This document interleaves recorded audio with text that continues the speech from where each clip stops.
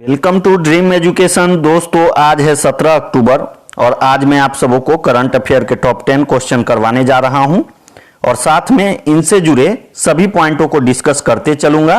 So video शुरू से अंत तक देखिएगा। और हाँ दोस्तों, वीडियो का पीडीएफ आप लोगों को नीचे डिस्क्रिप्शन बॉक्स में मिल जाएगा, आप वहां से जाके इसको डाउनलोड कर सकते हैं।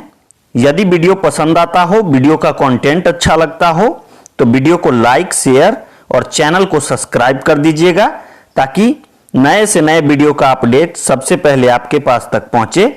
चलिए टाइम को वेस्ट ना करते हुए चलते हैं आज के पहले प्रश्न की ओर। देखते हैं पहला प्रश्न कौन सा है। हाल में एसीसी ने एनटीपीसी के सीएमडी गुरदीप सिंह का कार्यकाल कब तक के लिए बढ़ा दिया है?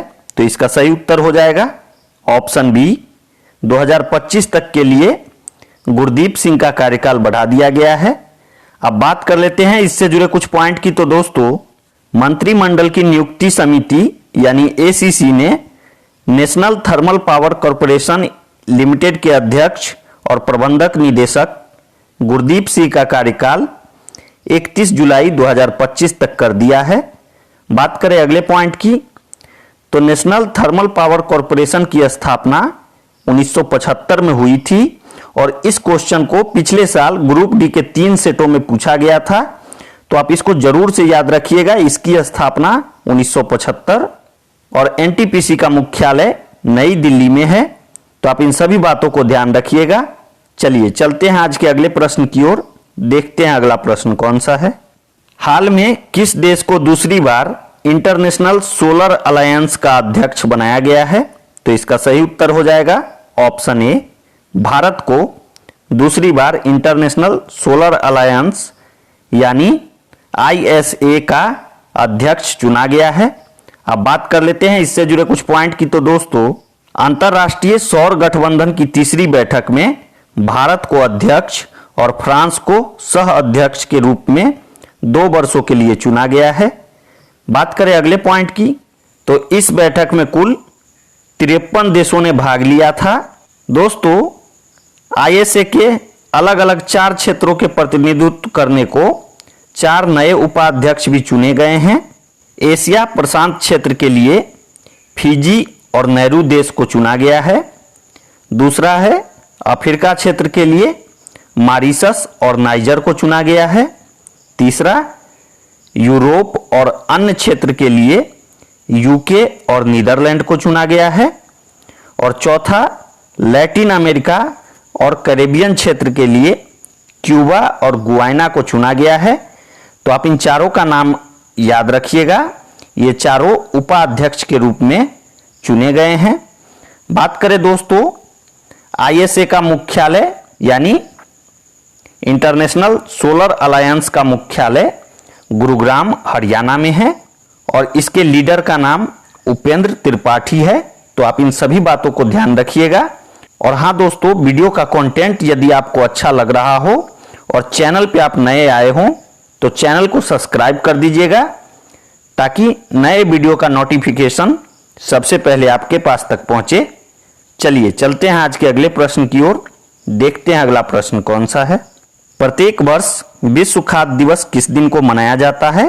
तो इसका सही उत्तर है ऑप्शन सी, 16 अक्टूबर को प्रत्येक वर्ष विश्व खाद्य दिवस मनाया जाता है।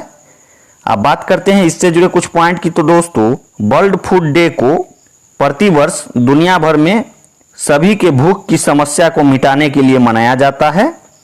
बात करें अगले पॉइंट की, तो वर्ष 2020 में इस दिवस का थीम है ग्रो नॉरिश सस्टेन टुगेदर। तो आप इसके थीम को जरूर याद रखिएगा।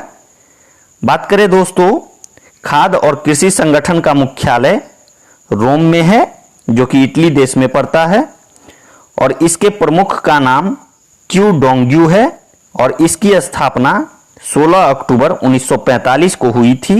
तो आप इन सभी बातों को ध्यान रखिएगा।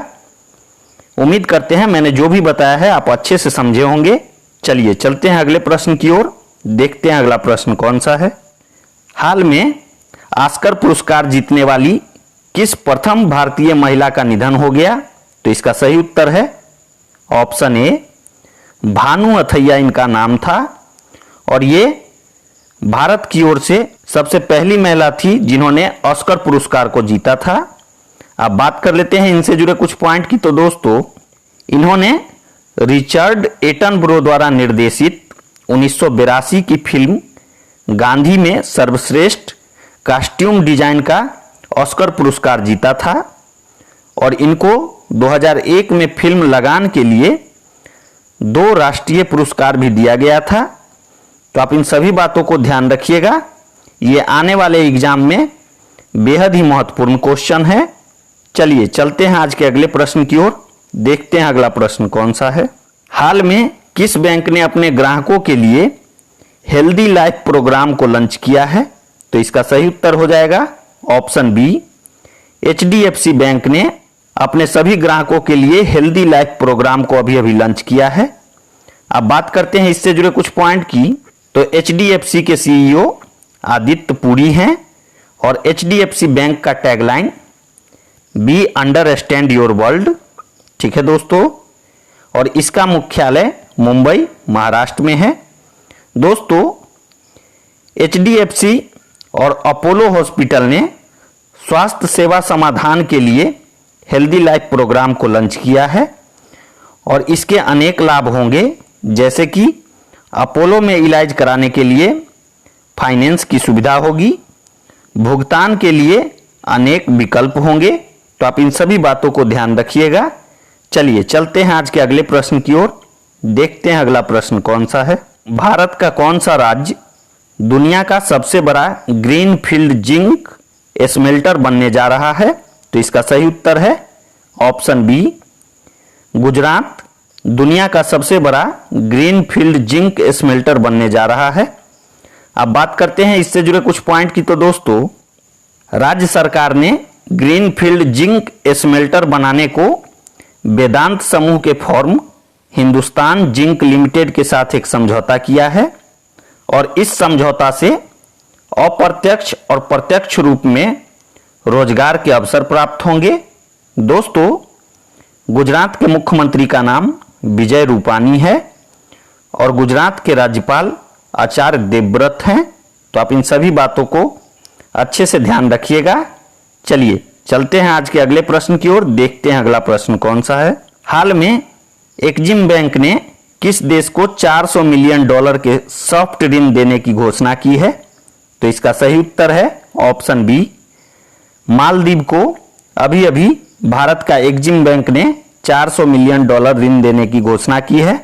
अब बात करते हैं इससे जुड़े कुछ पॉइंट की। तो दोस्तों, भारत की ओर से export import bank of India ने मालदीव को $400 मिलियन अमेरिकी डॉलर यानी लगभग 2932 करोड़ रुपए की लाइन ऑफ क्रेडिट का विस्तार किया है और इस ऋण से Maldives greater Male connectivity project को आगे बढ़ाएगा। बात करते हैं दोस्तों एक्जिम बैंक ऑफ इंडिया के CEO की। तो इनका नाम डेविड रसिकान्हा है और इसकी स्थापना 1 जनवरी 1982 को हुई थी। इसका मुख्यालय मुंबई महाराष्ट्र में है। तो आप इन सभी बातों को ध्यान रखिएगा और यदि अभी तक आपने हमारे चैनल को लाइक और सब्सक्राइब नहीं किया है तो प्लीज लाइक और सब्सक्राइब कर लें और बेल के आइकन को भी दबा लीजिएगा ताकि सभी वीडियो का नोटिफिकेशन आपको सबसे पहले प्राप्त हो। चलिए चलते हैं आज के अगले प्रश्न की ओर। देखते हैं अगला प्रश्न कौन सा है। हाल में किस देश के राष्ट्रपति सरोनबाई जेनेबकोव ने अपने पद से इस्तीफा दे दिया है? तो इसका सही उत्तर है ऑप्शन ए, किर्गिस्तान के राष्ट्रपति थे ये। अब बात करते हैं इनसे जुड़े कुछ पॉइंट की। तो दोस्तों, इन्होंने प्रदर्शनकारियों द्वारा पद से हटाने की मांग को देखते हुए 10 दिनों के लगातार विरोध प्रदर्शन के बाद अपने पद से इस्तीफा दे दिया है। बात करें अगले पॉइंट की, तो इन्हें 4 अक्टूबर 2020 को फिर से राष्ट्रपति चुना गया था, जो कि विवादों के कारण इन्होंने इस्तीफा दे दिया है। दोस्तों, 2017 से 2020 तक ये किर्गिस्तान के राष्ट्रपति और 2016 से 2017 तक प्रधानमंत्री भी रह चुके हैं। बात करें किर्गिस्तान के राजधानी की, तो इसकी राजधानी बिश्केक है और किर्गिस्तान की मुद्रा किर्गिस्तानी सोम है। आप इसको शॉर्ट में सोम भी याद रख सकते हैं। ठीक है दोस्तों, चलिए चलते हैं आज के अगले प्रश्न की ओर। देखते हैं अगला प्रश्न कौन सा है। हाल में किस वरिष्ठ क्रिकेटर, पत्रकार और कमेंटेटर का निधन हो गया? तो इसका सही उत्तर है ऑप्शन बी, किशोर भिमानी इनका नाम था और इनका अभी अभी निधन हो गया है। बात करते हैं इनसे जुड़े कुछ पॉइंट की। तो यह 80 और 90 के दशक में भारत की ओर से क्रिकेट खेलते थे। दोस्तों, इनको 2013 में मीडिया और कमेंट्री के क्षेत्र में लाइफ टाइम अचीवमेंट अवार्ड से भी सम्मानित किया गया है। तो आप इन सभी बातों को ध्यान रखिएगा। चलिए चलते हैं आज के अगले प्रश्न की ओर। देखते हैं अगला प्रश्न कौन सा है। भारत ने फिलिस्तीन शरणार्थियों के लिए संयुक्त राष्ट्र राहत और निर्माण एजेंसी को कितने मिलियन डॉलर की सहायता राशि दी है? तो इसका सही उत्तर है ऑप्शन बी, 1 मिलियन डॉलर के सहायता राशि भारत ने फिलिस्तीन शरणार्थियों के लिए दिए हैं। अब बात करते हैं इससे जुड़े कुछ पॉइंट की। तो दोस्तों, भारत ने फिलिस्तीन शरणार्थियों के लिए काम करने वाली संस्था संयुक्त राष्ट्र राहत और निर्माण एजेंसी को 1 मिलियन डॉलर का सहायता राशि दिया है और यह राशि शिक्षा, स्वास्थ्य देखभाल और राहत इत्यादि पर खर्च किए जाएंगे। बात करें दोस्तों, UNRW का मुख्यालय यानी संयुक्त राष्ट्र राहत और निर्माण एजेंसी का मुख्यालय अम्मान, जॉर्डन में है और इसके कमिश्नर जनरल का नाम फिलिप लाजारिनी है। तो आप इसको अच्छे से याद रखिएगा। अब बारी है दोस्तों आज के प्रश्न की। तो चलिए देखते हैं आज का कौन सा प्रश्न आपके लिए हमने रखा है। हाल में खाद्य और कृषि संगठन का कौन सा वर्षगांठ मनाया गया है? तो इसका उत्तर आप हमें कमेंट बॉक्स में बता सकते हैं। जो स्टूडेंट इस क्वेश्चन का अच्छे से उत्तर देंगे, मैं कल वीडियो में उनका नाम बताऊंगा। अब देखते हैं कौन कौन से स्टूडेंट इसका सही उत्तर देते हैं। चलिए आज के लिए इतना ही। Thanks for watching.